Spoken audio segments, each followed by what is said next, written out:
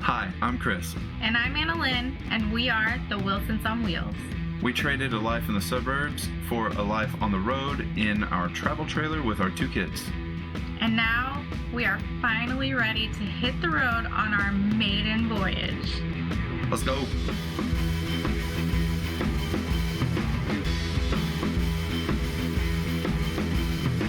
The time has come, guys. This journey has been an adventure already. We have navigated the challenges of RV buying.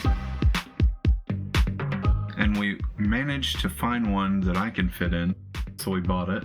Then we sold off 75% of our possessions. And we even weathered a complete disaster at the dealership trying to get our tow vehicle service. So it was a crazy month. It was a crazy month. That's right. From thought to fruition was a total of 33 days. Well, that'd be a little crazy. And maybe when you know, you just know. Maybe a little both. Probably a little both. So the day finally comes, and we're not gonna lie, we had some of the classic first trip setbacks. Yeah, I mean, I really wanted to be pulling out around noon, and it was probably 10 p.m. that night. 10:30. Yeah, middle of the night. We had our entire neighborhood out there, the guys from across the street, our neighbors next door, all kind of came out and helped us dodge trees. It was like a little going away. Yeah, like a little send-off, like a little bon voyage party in the middle of the night. Super sweet folks. Yeah, that's the only part that I think we're gonna miss about, stationary living, is that we really did have great neighbors. Love you guys. So now we're all hooked up and we rolled out. Luckily, even though it was dark, our first destination was fairly close by. Yeah, it was in Sanger, Texas, north of Dallas. I was going up there to do a little raceway. It kind of worked out perfectly because it was a nice short little trip just to get like our feet wet for the first time pulling, with the 1500, and, just getting used to navigating with your entire house and stuff behind you. Yeah, there wasn't that many people on the road. That was the benefit of doing it in the evening. Yeah. So I called earlier in the day and let them know that we were going to be pulling in late. The KOA had already set up the camp, had a little cone out for us, let us pull in late, no one was around, set up, hook up, and go talk to them the next day. So the Wilsons on Wheels made it to the Sanger-Denton KOA. So the very next morning, Chris took off as soon as the sun was up to go off to work. From sunup to sundown, I was out at North Texas Cartway installing their new loudspeaker system. And me and the kids, had some fun walking around the campground and, getting settled into our new way of life. Unfortunately for Chris, even whenever he did come home, he didn't have much time to relax. Yeah, I got home one night and I noticed that not only had the slide had an issue, but our power converter went out and none of my DC pieces were working. But we got a hold of Progressive Dynamics, and without hesitation, they helped us to solve the problem immediately. It was excellent customer service. It was great customer service. They had it to us in a couple of days. Had a box with a shipping label for return, and they even provided installation instructions and a walkthrough video. And so, yet again, Chris's handyman skills saved the day and get us up and running again. Yeah, I was still grinding up at the raceway, dealing with curveballs there, because amplifiers wouldn't come in on time, and just the little things that make big problems. Right. Just as we started to get settled back into a routine of some sort, then our water heater went bad. Thank God this campground had showers. And so again, we're getting a hold of the manufacturer, and this time it was Atwood, and actually yet again we got awesome customer service. They were very understanding and worked with us to get it resolved as soon as possible. Yeah, fortunately, we were at a KOA with a RV dealership and service center on site.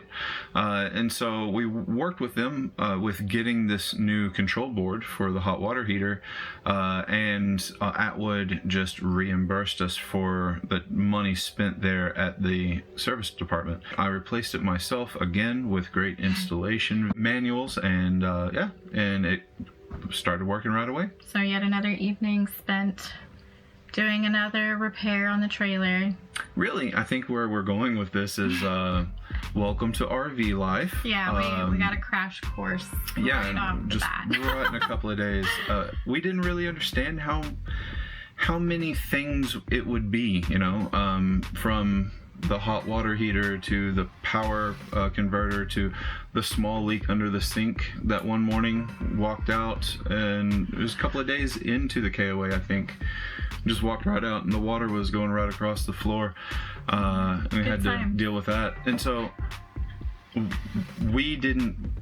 no one told us that it was going to be like that, and it's not that it was getting us down.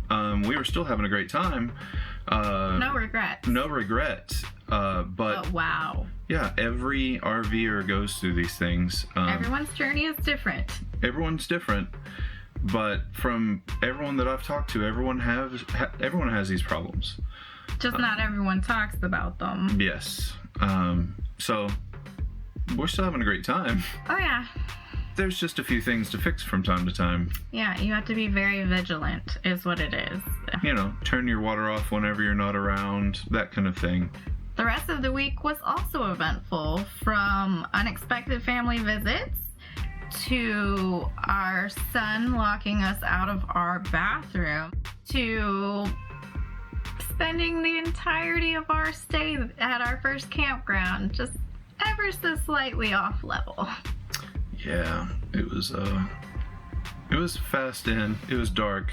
Didn't really have enough time to level and didn't get enough time to re-level. Yeah, by the time we got there, it was about midnight, and we were not experienced with leveling enough to want to deal with it that night. And then after everything that kept hitting us, there was never a chance for us to stop and go, let's go hook up the truck and get this thing level. Like, it just was not a priority. We were okay, if a little off tilt. At any rate, with everything that came at us, we worked through it, and we still had a good time at our first KOA and our first stop. It wasn't a luxurious location, and it wasn't the most perfect of stays, because obviously we were dealing with our trailer trying to randomly fall apart. But I mean, through it all, we just kept moving forward. We just dealt with each thing as it came at us and never got overwhelmed, and we just kept going. Yeah. And I have to say that having my family with me whenever I went to go and install this, it was a lot better than going and staying in a hotel alone and having my family back at a house that I never see. Even with all the issues we faced, I think he still liked having us just around the corner. Absolutely. All that said and done, throughout this week of drama and curveballs, we were also having really serious conversations about how comfortable we actually felt in our 1500 as a tow vehicle for our home on a long-term scale.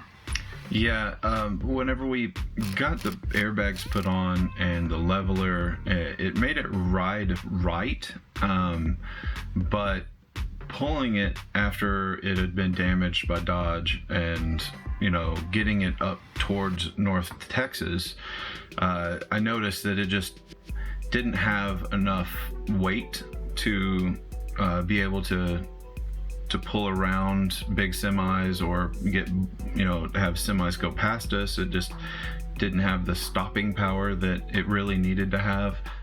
Long story short, we ended up in the market for a new truck. That's right. The next episode is us looking for a new truck and deciding on what we are going to get. So we're headed back to a Dodge dealership, guys. It doesn't go as planned. So hit subscribe and ring the bell so you know whenever that next video is coming about. You can also follow us on Facebook or Instagram. Thanks for stopping by, and we'll see you next time. See ya.